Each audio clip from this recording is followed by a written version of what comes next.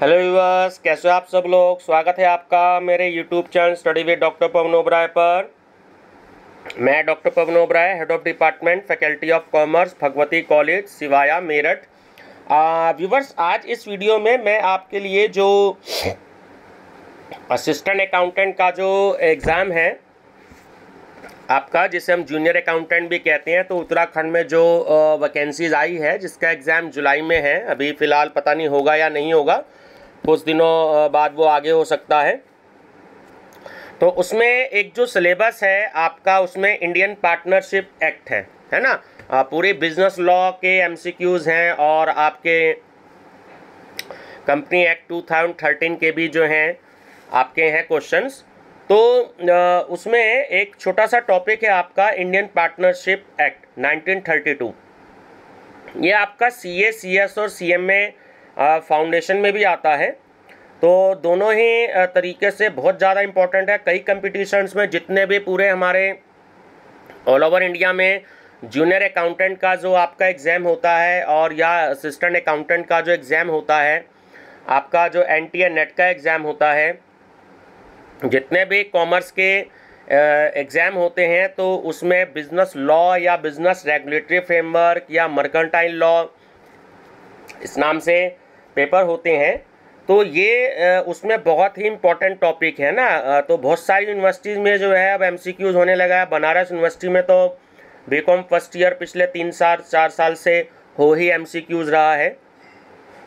तो बहुत ही ज़्यादा हेल्पफुल टॉपिक रहेगा। तो इसमें मैं आपको टॉपिक वाइज डिस्कस कराऊंगा। देखिए, सामने आप स्क्रीन पर देख रहे हैं कि इंडियन पार्टनरशिप एक्ट है और उसमें किस किस टॉपिक पर एमसीक्यूज़ हैं, बल्कि मिसलिनियस तो हैं एमसीक्यूज़ बहुत सारे।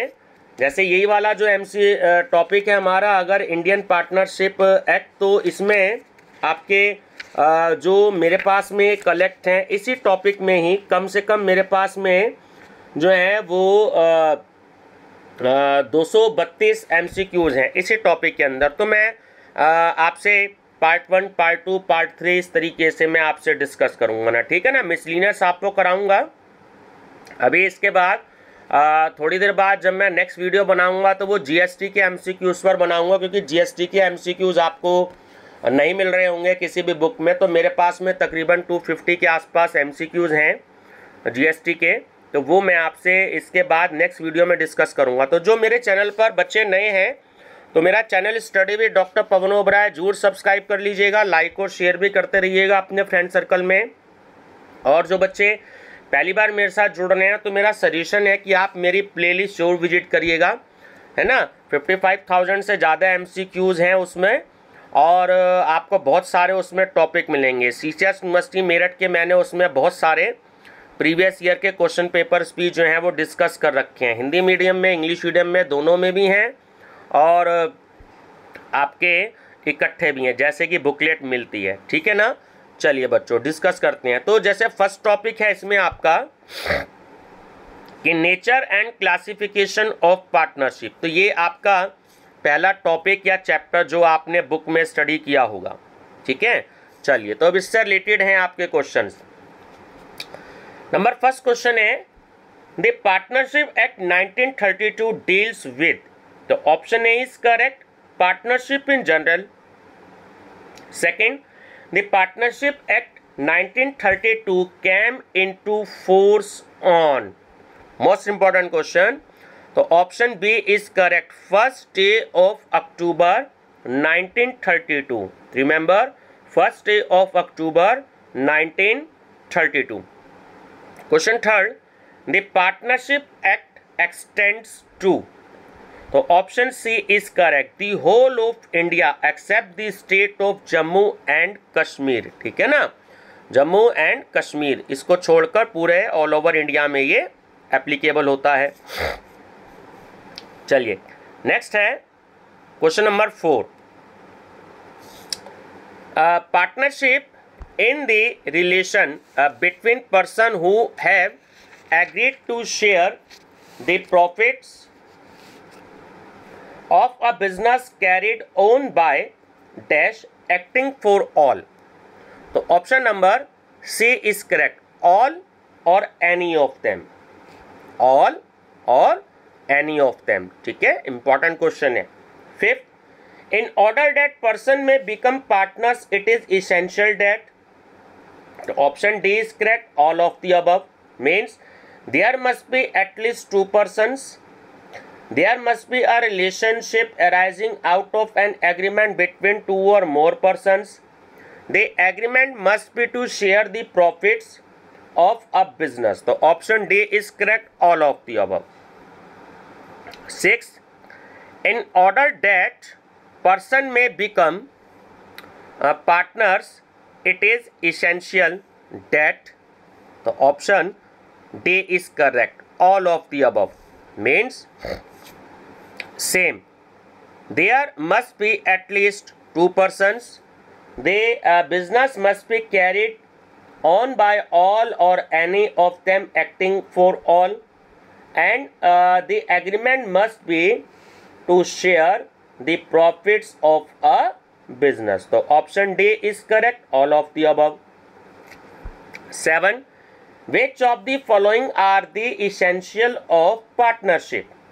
So option D is correct, all of the above, means association of two or more persons, agreement oblique contract, and carrying or business. So option D is correct, all of the above. 8, persons who have entered into partnership with one another are called individually. So option D is correct, partners. Persons who have entered into partnership with one another are collectively called. The option A is correct, firm. 10, the name under which partnership business is carried is called. So option A is correct, firm name, right? Firm name.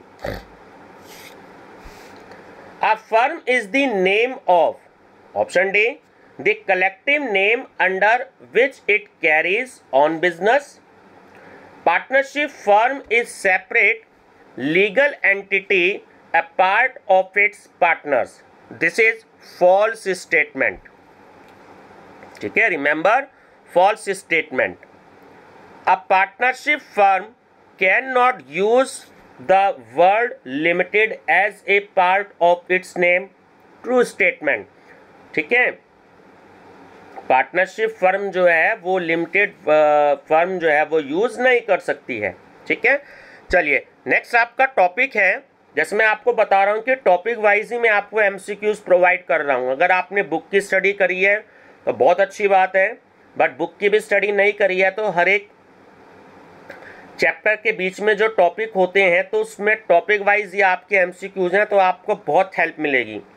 Next topic है हमारा essential and true test of partnership. अब इसके MCQs हैं कुछ। तो one of the essential elements of partnership is that there must be a contract between dash. तो option B, two or more persons. Unless there are at least two persons there can not be a partnership. Option A, true statement, right. चलिए next है 16, persons entering into partnership contract may be dash. Option C, natural person और artificial person, और some natural person and other artificial person. ठीक है, section 5 of the act states that the relation of partnership arises from, option B is correct, contract. 18, in which of the following case there is no partnership? So option C is correct, both A and B, means the members of a Hindu undivided family, HUF का पूरा नाम होता है, full name Hindu undivided family, carrying on a family business, and B Burmese Buddhist husband and wife carrying on business. ठीक है, चलिए 19, An agreement between the partners may be dash. Option C, express or implied. 20, partnership agreement may be expressed. ठीक है, either A और either B, यानी कि writing में या ऑरली, है ना, कैसे भी होना चाहिए. तो ऑप्शन सी है, आइदर ए और either B. 21, partnership agreement must be. तो option D is correct, all of the above. Means a valid agreement for a lawful object और से between the persons competent to contact. तो option D is correct, all of the above. 22, as per section 2B of the act, the term business includes every. तो option C is correct, trade, occupation and profession. Trade, occupation and profession, right? Which of the following purpose is permissible in a partnership? Option A, business purpose.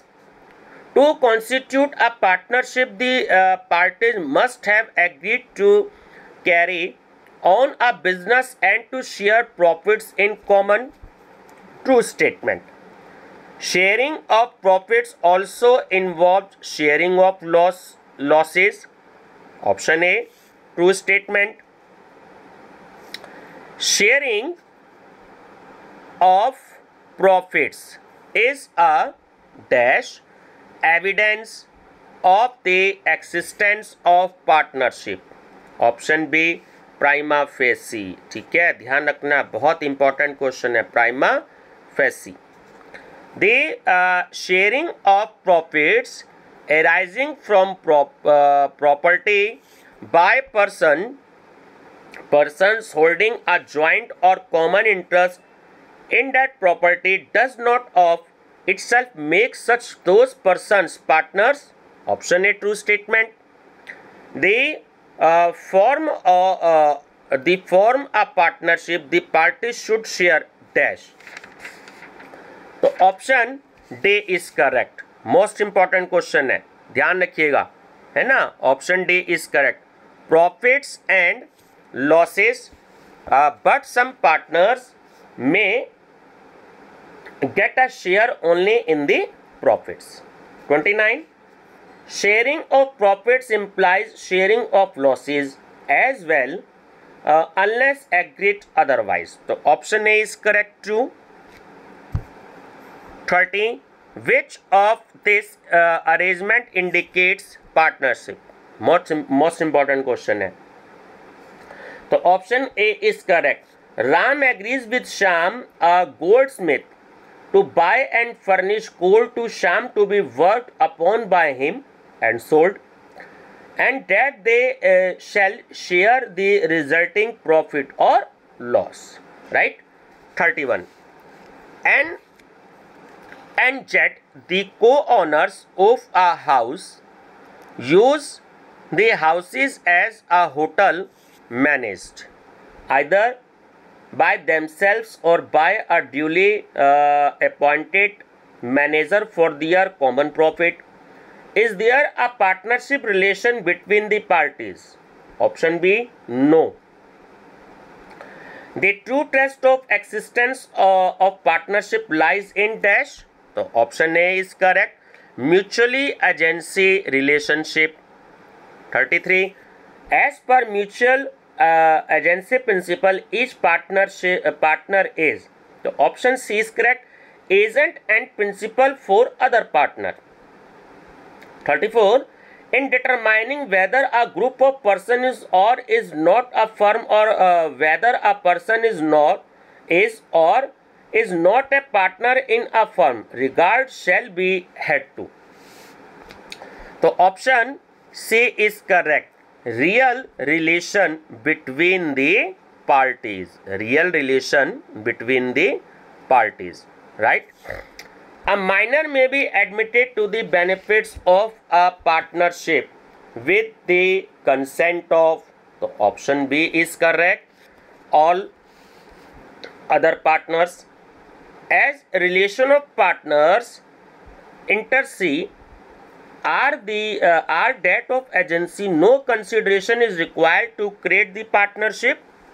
True statement. Most important question.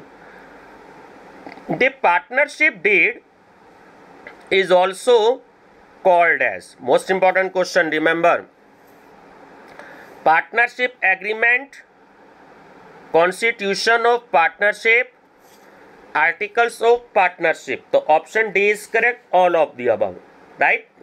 चलिए अब है classification of partnership, जो next topic होता है. ठीक है, जब आप टॉपिक वाइज किसी भी एमसीक्यूज को स्टडी करते हैं तो वो आपकी बिल्कुल एक तरीके से डीप नॉलेज पढ़ करके एमसीक्यूज रेडी किए जाते हैं. तो अगर आप, वैसे तो देखिए थ्योरी पढ़नी चाहिए, बहुत अच्छी बात है, मैं ये कभी नहीं कहता कि थ्योरी नहीं पढ़नी चाहिए, बुक की स्टडी नहीं करनी चाहिए, बट अगर टॉपिक वाइज एमसीक्यूज जैसे कभी कभी मेरे पे रेडी होती हैं तो वो एमसीक्यूज की स्टडी अगर आपने एक बार को बुक भी स्टडी नहीं करी है, चैप्टर भी डीप स्टडी नहीं किया है, तो टॉपिक वाइज अगर हम एमसीक्यूज रेडी करते हैं तो इस तरीके से हमने पूरा चैप्टर स्टडी कर लिया, राइट. चलिए अब पार्टनरशिप में भी, तो option D is correct, any of the above means for particular adventure, for fixed period and a partnership at will. ठीक है, तो option D is correct, any of the above. 39. When two or more persons agree to do business in a particular adventure or undertaken such a partnership called, तो option B is correct, particular partnership. A particular partnership, option C is correct, will stand dissolve when the adventure is completed. When the adventure is completed, right. 41. When no provision is made by contract between the partners for the duration of their partnership or for the determination of their partnership, the partnership is called, option A, partnership at will. A partnership is deemed to be a partnership at will when, option C is correct, both A and B means no fixed period has been agreed upon for the duration of partnership, and B, there is no provision made as to the determination of partnership in any other way. 43. Where the partnership is at will, the firm may be dissolved by dash giving notice in writing to at the other partners of his intention to dissolve the firm. So option A, any partner. 44.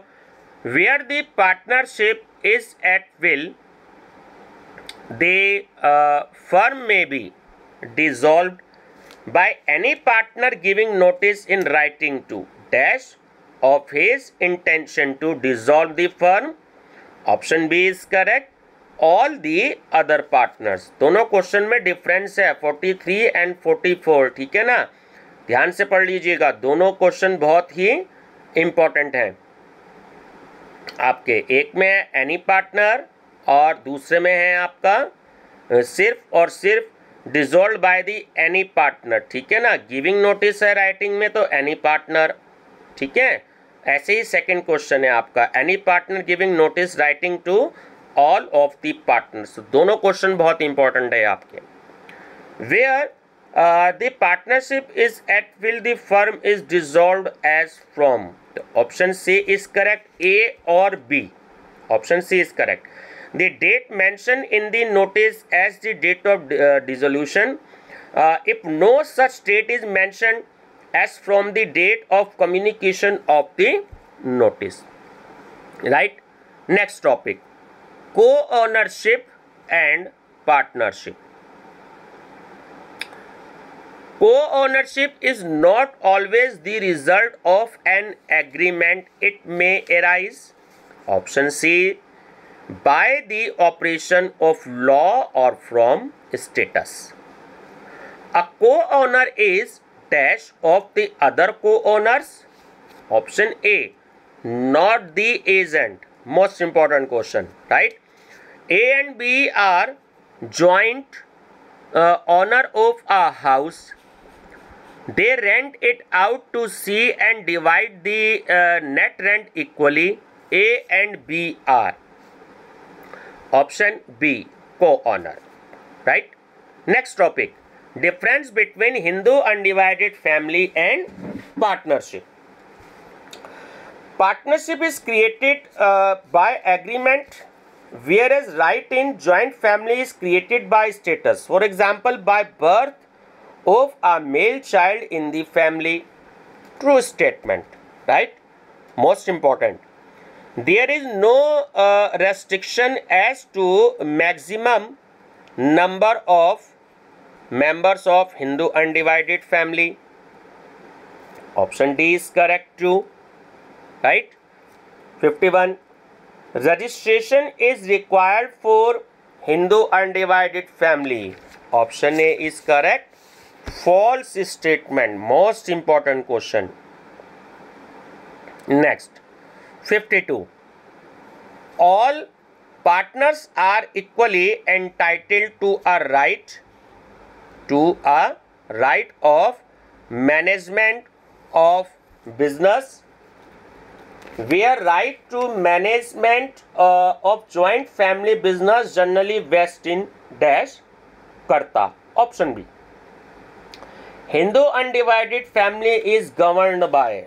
Option B, Hindu law. Every partner is personally liable for the debts of the firm in a joint family business. Only dash is personally liable. Option B, karta. A minor is a member of a joint family firm from the dash by virtue of his status, but he is not personally liable. Option A, very day of his birth. Very day of his birth. 56. A partner dash the account of the firm. Option A is correct. Can demand. A personer dash ask for account. Cannot, right? And your next topic is difference between company and partnership. Short question होता है, अगर detail में आपने पढ़ा तो explain the difference between company and partnership. तो अब ये उसी के आपके जो है MCQs हैं, right. 58. A partnership firm has no separate existence apart from its members, whereas a company is a dash distinct from its members. So option B is correct. Separate legal entity.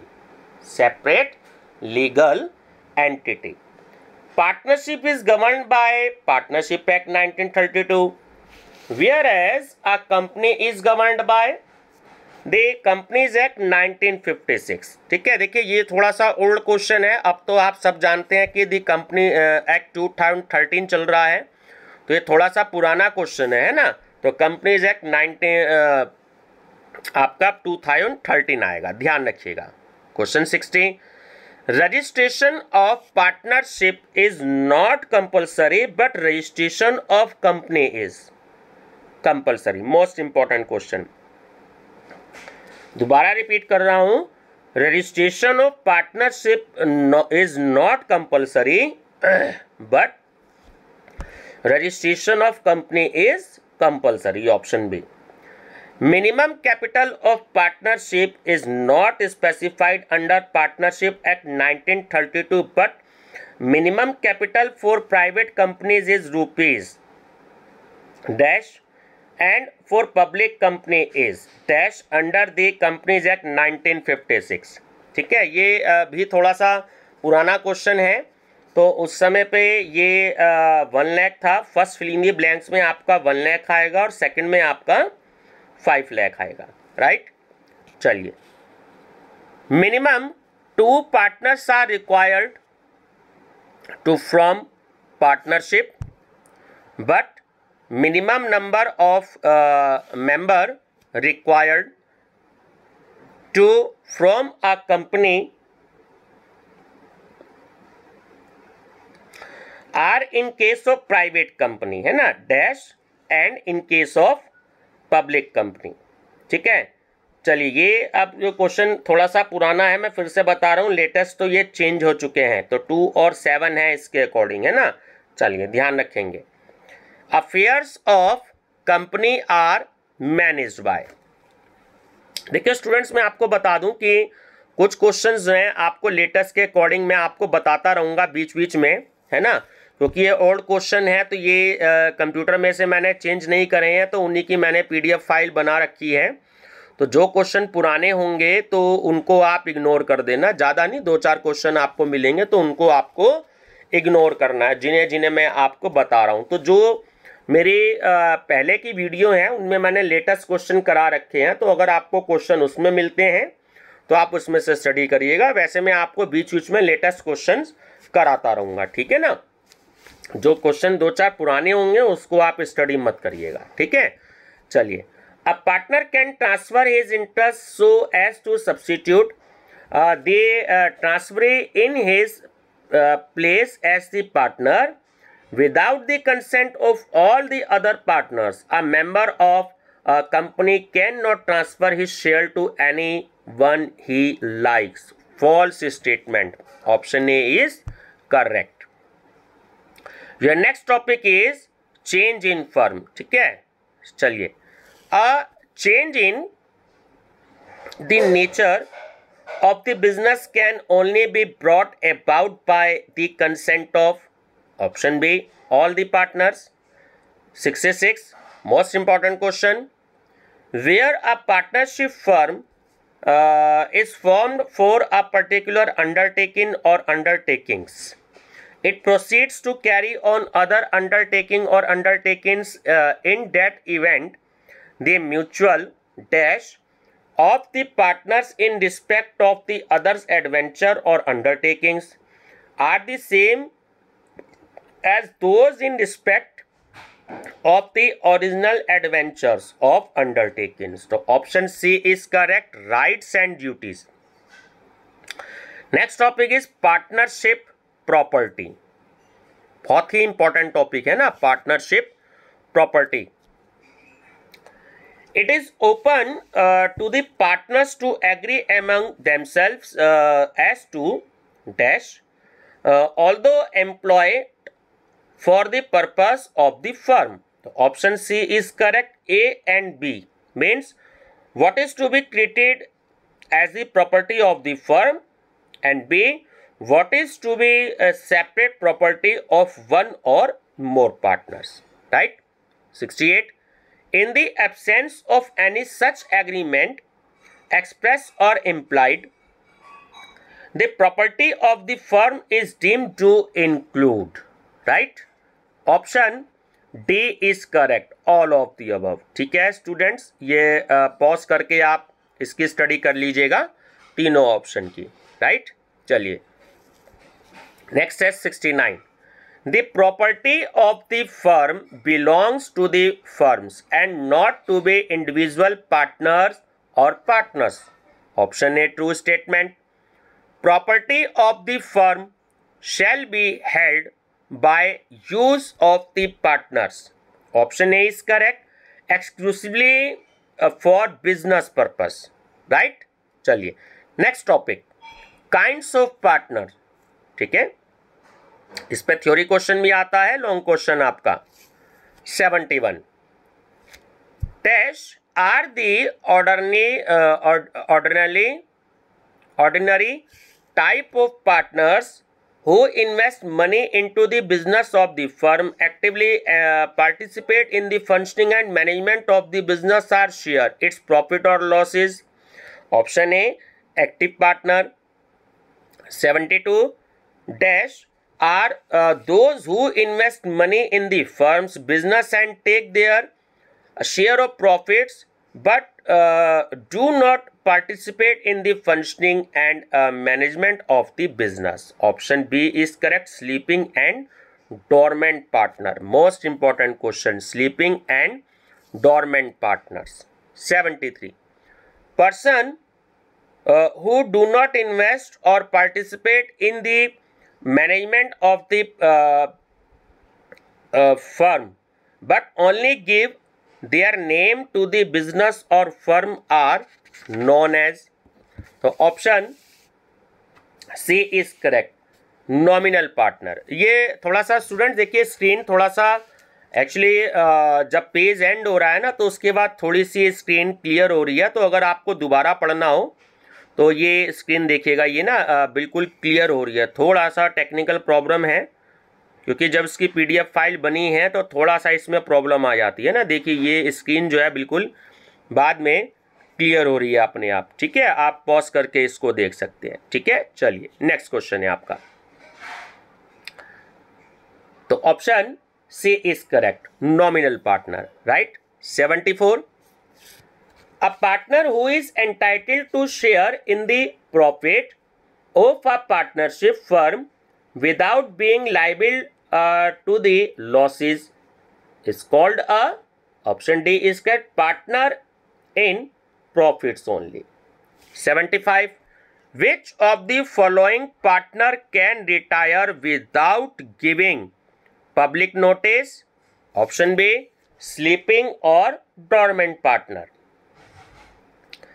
When a partner of a firm agrees to share his own share of profit with an outsider, it is called sub-partnership. Most important question, sub-partnership. Option D. 77. A sub-partner can bind the firm or other partners by his act. So option A is correct. False statement. Right? Sub-partner has no right or duties towards the firm and does not carry any liability for the debts of the firm.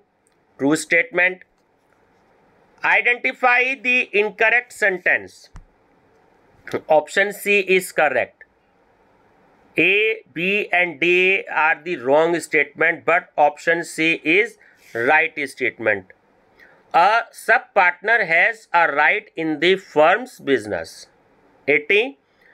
If the behavior of a person arouses a misunderstanding that he is a partner in a firm when actually he is not, such a person is stopped from later on denying the liabilities for the acts of the firm. Such persons is called dash and is liable to all third parties. Option B is correct, partner by estoppel. ठीक है, चलिए देखिए students 81 question जो है थोड़ा सा लेंदी है, तो मैं आपसे चाहूंगा कि आप वीडियो को पॉज करके देख लीजिएगा, है ना. थोड़ा सा पढ़ने में ज़्यादा समय लगेगा और वीडियो जो है वो थोड़ी सी ज़्यादा बड़ी हो चुकी है. चलिए 82 क्वेश्चन डिस्कस करते हैं. लास्ट क्वेश्चन है, a person who by words spoken or written or conduct represents himself or knowingly permits himself to be represented as a partner in the firm is called. तो option D is correct, partner by estoppel. Right. चलिए ये 83 question है. ठीक है, इसका मैं आपको answer बता देता हूं. A introduces B to C as a partner in his business. B in fact was not a partner, but he did not deny the statement. C advanced a loan to A. A could not repay the loan. C can hold B. Responsible for the repayment of loan because. ऐसे statement भी questions भी students कभी कभी आ जाते हैं, ठीक है। तो मैं आपको जो है इसका आंसर जो है बता देता हूं कि क्या है इसका आंसर। एक्चुअली जो डी ऑप्शन है, जो कि मैं आपसे नेक्स्ट वीडियो में आएगा ये पेज, है ना, तो वो है B is a partner by estoppel. ध्यान रखना, B is a partner by estoppel. A और बी इसके आंसर नहीं है जो ये दे रखे हैं, ठीक है व्यूअर्स। तो नेक्स्ट वीडियो में मैं आपसे नेक्स्ट पार्ट में जो है डिस्कस करूंगा आगे, और मैं आपको बता देता हूं कि ये सारी वीडियोस जो है मैं अपनी बिजनेस लॉ या बिजनेस रेगुलेटरी फ्रेमवर्क के नाम से प्लेलिस्ट में रेडी करूंगा। तो ये सारे के सारे क्वेश्चंस जो है ये मैं उसमें जो है आपको दूंगा, ठीक है। ये सारे क्वेश्चंस मैं प्लेलिस्ट में ऐड कर दूंगा, तो आप मेरी प्लेलिस्ट जो है वो विजिट कर सकते हैं। तो जितने भी क्वेश्चंस मैं आपको बताऊंगा तो मैं आपको प्लेलिस्ट बता दूंगा, तो आप जो है उस प्लेलिस्ट की स्टडी कर सकते हैं ना। तो ये आपका पार्ट जो है 1 है, ठीक है ना व्यूअर्स। तो वीडियो पसंद आई हो तो लाइक शेयर सब्सक्राइब जरूर करिएगा। मैं आपको ऐसे ही क्वेश्चंस आपसे टॉपिक से रिलेटेड बताता रहूँगा। थोड़ी देर बाद नेक्स्ट वीडियो जो है वो आपको जीएसटी के क्वेश्चंस पर मिलेगी, ठीक है व्यूअर्स। Thank you.